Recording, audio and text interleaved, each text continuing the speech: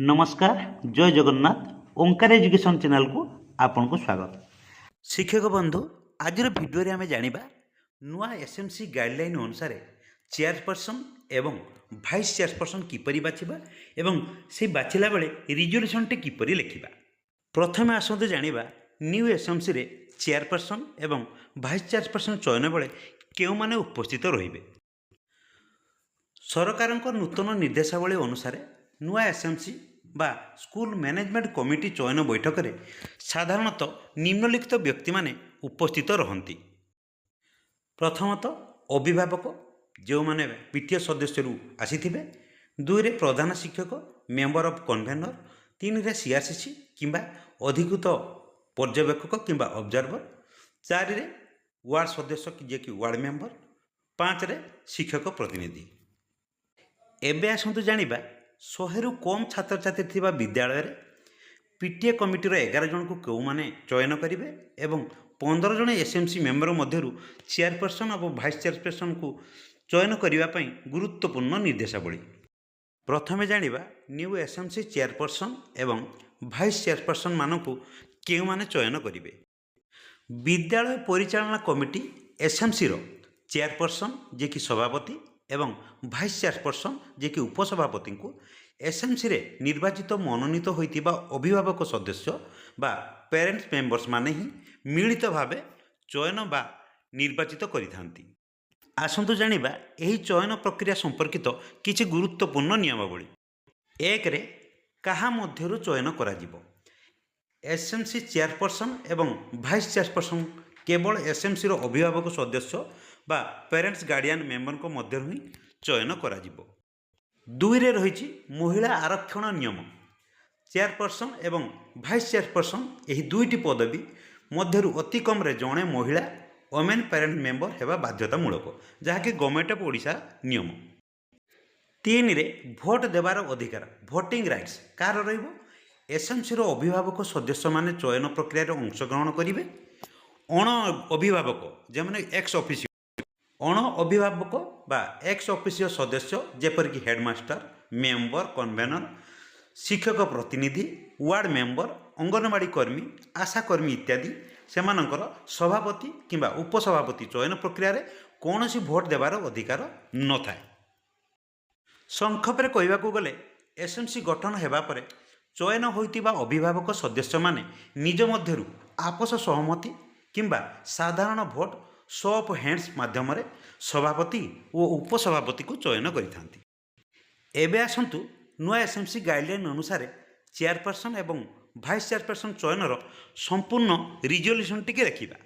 प्रथमे new SMC committee गठन पई नुआ रजिस्टर टे किनिबा। सेकेंड पेज रे आरंभ करिबा, टाइटल देबा न्यू एसएमसी फॉर्मेशन कमिटी बा नूतन विद्यालय परिचालना कमिटी गठन 2027। विद्यालयर नाम एटी लिखिदेवे। अद्यता 18/7/2024 लिख पूर्वाह्न 11 घटिका समय असेपांक लेटर नंबर 7063 डेटेड 26/6/2024 निर्देशनामा अनुसार आंभ विद्यालयर प्रधान शिक्षक सभापति पीटीए कमिटीर मनोनीत 11 जन सभ्य सभ्या मुझे 11 जन सभ्य सभ्या नहीं मोर 100 जन लु कम छात्र छात्री अच्छा ये डेट टी 18 तारिख मुझे आपण मैंने 18 तारिख पूर्व जेकोसी गोटे डेट जो दिन करेंगे नहीं पारे।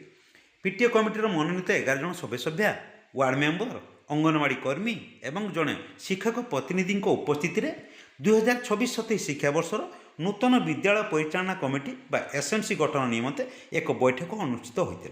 उक्त बैठक में निम्नलिखित प्रस्ताव मान आलोचना पूर्वक सर्वसम्मतिक्रमे गृहीत करागला। प्रस्ताव 1 स्वागत संबर्धना। सर्वप्रथम बैठकर सभापति तथा विद्यालय प्रधान शिक्षक बैठक में उपस्थित पीटीए सभ्य सभ्या वार्ड मेंबर, अंगनवाड़ी वर्कर को संबोधन करी स्वागत जणाइथिले। बहुमूल्य समय दे बैठक में जोग देइतिबार कृतज्ञता जणाइथिले। प्रस्ताव 2 बैठकर मुख्य उद्देश्य उपस्थापन। बैठकर सभापति सर्वसम्मुखें उद्देश्य उपस्थापन करथिले कि आजिर बैठक में जोग देइतिबा 11 जन पीटीए सभ्य सभ्या माने 4 एक्स ऑफिसियो एसएमसी सभ्य सभ्यों उपस्थित निज निज मध्य आलोचना पूर्वक जड़े नूतन एसएमसी चेयरपर्सन बा अध्यक्ष एवं जन को नूतन भाइस चेयरमैन बा उप अध्यक्ष भाव चयन करेंगे। यापर ପୂର୍ଣ୍ଣାଙ୍ଗ ଏସ୍ଏମ୍ସି କମିଟି ଗଠନ କରାଯିବ। ପ୍ରସ୍ତାବ 3 ଚେୟାରପର୍ସନ ଏବଂ ଭାଇସ୍ ଚେୟାରପର୍ସନ ଚୟନ ସମ୍ବନ୍ଧରେ ନିୟମ ଉପସ୍ଥାପନ।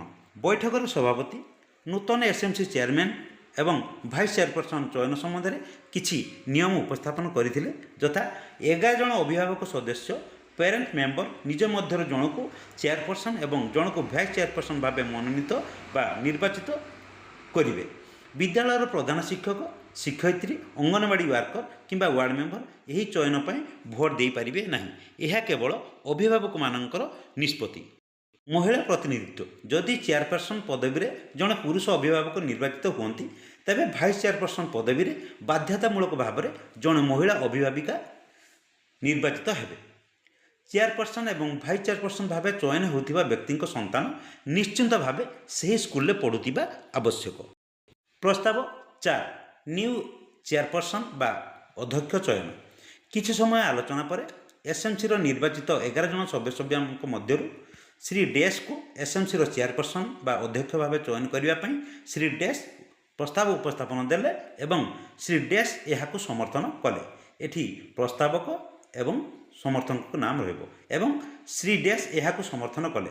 ସମସ୍ତ ଅଭିଭାବକ ସଦସ୍ୟଙ୍କ ସର୍ବସମ୍ମତି କ୍ରମେ ଶ୍ରୀ ଡେସ୍କୁ ବିଦ୍ୟାଳୟର ନୂତନ ଏସ୍ଏମ୍ସିର ଚେୟାରପର୍ସନ ଭାବରେ ମନୋନୀତ କରାଗଲା। ପ୍ରସ୍ତାବ 5 ନ୍ୟୁ ଭାଇସ୍ ଚେୟାରପର୍ସନ ବା ଉପ ଅଧ୍ୟକ୍ଷା ଚୟନ। କିଛି ସମୟ ଆଲୋଚନା କ୍ରମେ ଏସ୍ଏମ୍ସିର ନିର୍ବାଚିତ 11 ଜଣ ସଦସ୍ୟମାନଙ୍କ ମଧ୍ୟରୁ ଶ୍ରୀମତୀ ଡେସ୍ଙ୍କୁ, ଯେହେତୁ ଆମର ଚେୟାରପର୍ସନ ଥିଲେ ମେଲ୍, ଏଠି ଫିମେଲ୍କୁ ଭାଇସ୍ ଚେୟାରପର୍ସନ କରାଯାଇଛି। ଶ୍ରୀ ଡେସ୍ଙ୍କୁ ଏସ୍ଏମ୍ସିର ଭାଇସ୍ ଚେୟାରପର୍ସନ ଉପାଧ୍ୟକ୍ଷା ଭାବେ ଚୟନ କରିବା ପାଇଁ ଶ୍ରୀମତୀ ଡେସ୍ ପ୍ରସ୍ତାବ ଦେଲେ ଏବଂ ଶ୍ରୀମତୀ ଡେସ୍ ଏହାକୁ ସମର୍ଥନ କଲେ। ସମସ୍ତ ଅଭିଭାବକ ସଦସ୍ୟଙ୍କ ସର୍ବସମ୍ମତି କ୍ରମେ ଶ୍ରୀମତୀ ଡେସ୍କୁ ବିଦ୍ୟାଳୟ ନୂତନ ଏସ୍ଏମ୍ସିର ଭାଇସ୍ ଚେୟାରପର୍ସନ ବା ଉପ ଅଧ୍ୟକ୍ଷା ଭାବେ ମନୋନୀତ କରାଗଲା। ପ୍ରସ୍ତାବ 6 କାର୍ଯ୍ୟକାରୀ ଅନୁମୋଦନ। ଉପରୋକ୍ତ ନବନିର୍ବାଚିତ ଚେୟାରପର୍ସନ ଏବଂ ଭାଇସ୍ ଚେୟାରପର୍ସନ ଆଜିଠାରୁ ବିଦ୍ୟାଳୟ ଏସ୍ଏମ୍ସି କାର୍ଯ୍ୟଭାର ଗ୍ରହଣ କଲେ ଏବଂ ବିଦ୍ୟାଳୟର ସମସ୍ତ ଉନ୍ନୟନମୂଳକ କାର୍ଯ୍ୟ, ବ୍ୟାଙ୍କ ଖାତା ପରିଚାଳନା ଓ ଶିକ୍ଷାଦାନର ସୁପରିଚାଳନାରେ ସହଯୋଗ କରିବେ ବୋଲି ସର୍ବସମ୍ମତ ପ୍ରସ୍ତାବ ଗୃହୀତ କରାଗଲା। ସର୍ବଶେଷରେ ସଭାପତି ଉପସ୍ଥିତ ସଭ୍ୟମାନଙ୍କୁ ଧନ୍ୟବାଦ ଅର୍ପଣ ପୂର୍ବକ ବିଦାୟ ଜଣାଇ ବୈଠକ ସମାପ୍ତି ଘୋଷଣା କରିଥିଲେ।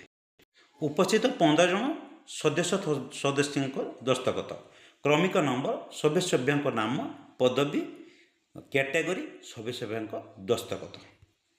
ଆଶା କରେ ନ୍ୟୁ ଏସ୍ଏମ୍ସି ଗାଇଡ଼ଲାଇନ୍ ଅନୁସାରେ ଚେୟାରପର୍ସନ ଏବଂ ଭାଇସ୍ ଚେୟାରପର୍ସନ କିପରି ବାଛିବେ ଏବଂ ରିଜଲ୍ୟୁସନ୍ କିପରି ଲେଖିବେ ଆପଣମାନେ ଭଲ ଭାବରେ ବୁଝିଯାଇଥିବେ। ଆଜିର ଭିଡ଼ିଓଟି ଯଦି ଆପଣମାନଙ୍କୁ ଇନଫର୍ମେଟିଭ୍ ମନେ ହେଉଥାଏ, ଆମ ଚ୍ୟାନେଲକୁ ସବସ୍କ୍ରାଇବ୍ କରିବା ସହିତ ତଳେ ଥିବା ବେଲ୍ ବଟନକୁ କ୍ଲିକ୍ କରି ଅଲ୍ ନୋଟିଫିକେସନ୍ ଉପରେ ସିଲେକ୍ଟ କରିଦିଅନ୍ତୁ। ଫଳରେ ପରବର୍ତ୍ତୀ ଏଇଭଳି ଇନଫର୍ମେଟିଭ୍ ଭିଡ଼ିଓ ଗୁଡ଼ିକ ସର୍ବପ୍ରଥମେ ପାଇପାରିବେ। ଆଜି ପାଇଁ ରହୁଛି, ପୁଣି ଦେଖା ହେବ ନେକ୍ସଟ ଭିଡ଼ିଓରେ। ଧନ୍ୟବାଦ।